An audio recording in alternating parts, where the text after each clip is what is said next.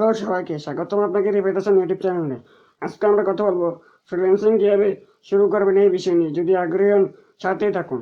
আজ ইন্টারনেট এবং এর ব্যবহার প্রায় সব জায়গায় হচ্ছে এবং ফ্রিল্যান্সিংয়ের কাজ করার জন্য সবচেয়ে প্রথম যে জিনিসটা প্রয়োজন সেটা হলো ইন্টারনেট। কারণ নিজের জন্য কাজ কোথা থেকে আরম্ভ করে কাজটি তৈরি করে আপনি ক্লায়েন্টকে জমা দেওয়া সবটা ইন্টারনেটের মাধ্যমে বিভিন্ন ফ্রিল্যান্সিং ওয়েবসাইটগুলিতে আপনার করতে হবে।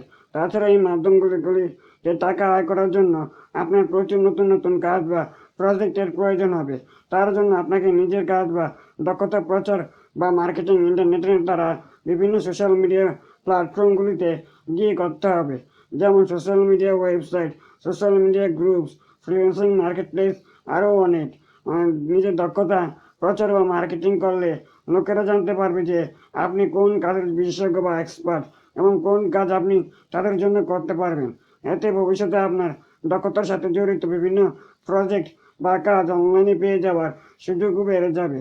উদাহরণস্বরূপ যদি বলি ব্লগিং, এসইও এবং ওয়েবসাইট তৈরি করতে এক্সপার্ট আপনি, সেক্ষেত্রে আপনি যদি আপনার দক্ষতা লোকেরা বা নলেজ এই ব্যাপারে নাই জানে, তাহলে তারা জানবে কীভাবে যে আপনি তাদের জন্য এসইও বা ওয়েবসাইটের সাথে জড়িত কাজগুলি করে দিতে পারবেন।